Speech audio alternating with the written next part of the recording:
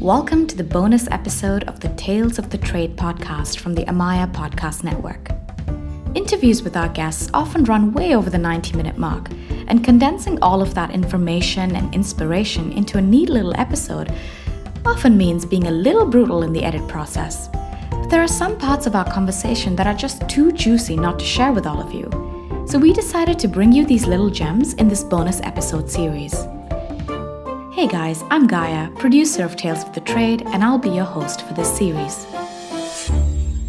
In today's episode, we'll reflect on the parts of our conversation with our first guest, Akanksha Goel, founder of Socialize agency, where she went into the different aspects of being a female entrepreneur and whether or not the gender of the leader really plays a role in the success of a business. Being a woman, obviously, there are a few disadvantages, but there are advantages as well. It's easier for women to be empathetic. It's easier for women to be sometimes intuitive. Women sometimes can be better communicators, all of that. So I chose to just focus on the advantages and not think so much of the disadvantage. And it's not just a disadvantage of being a woman. It was a disadvantage of being a woman, being young.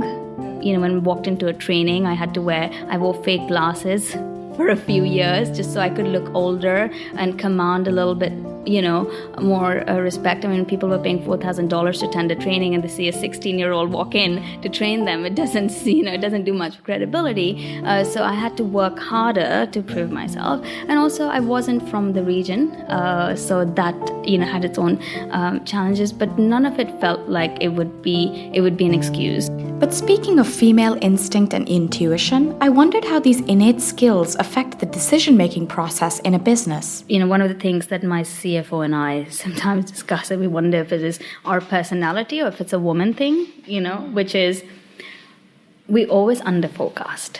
I would much rather tell you we're going to make 16 and do 16.5, even if 16 makes us look really bad, than, say, don't worry, we're going to be fine. But that also sometimes means that you're not being ambitious enough. You're not taking the big risk. You're not saying, actually, my big goal of where are you guys going to be in 3 years is 3 years, we're going to be double our size.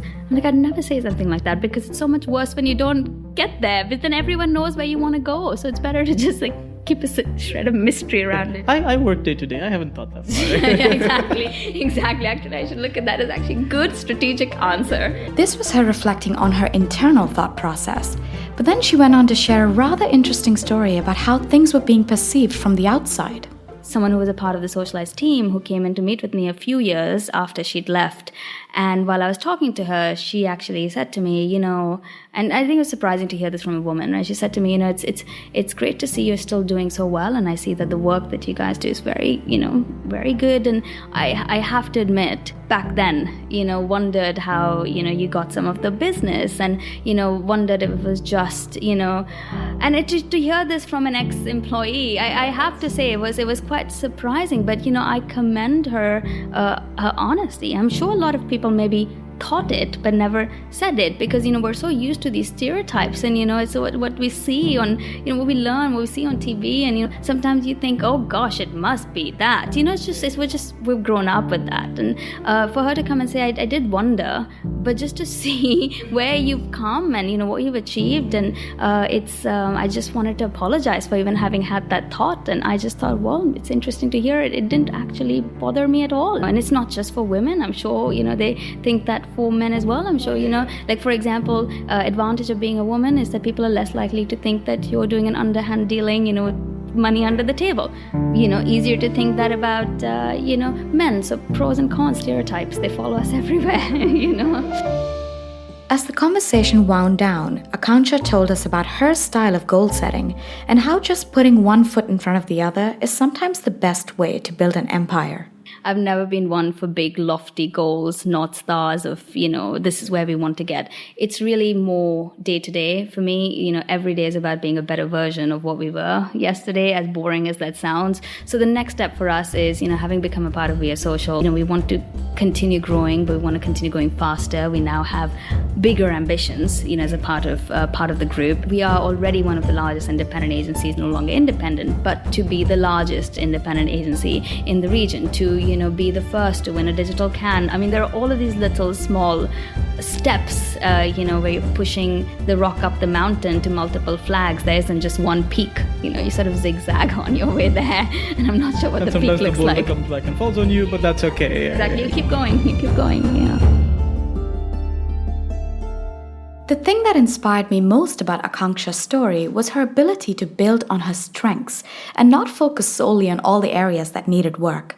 Trusting the process and allowing herself to learn on the job rather than feeling that she needed to know everything before making her first move was really what kept the momentum going, fueling her passion to bring Socialize to the place it is in today.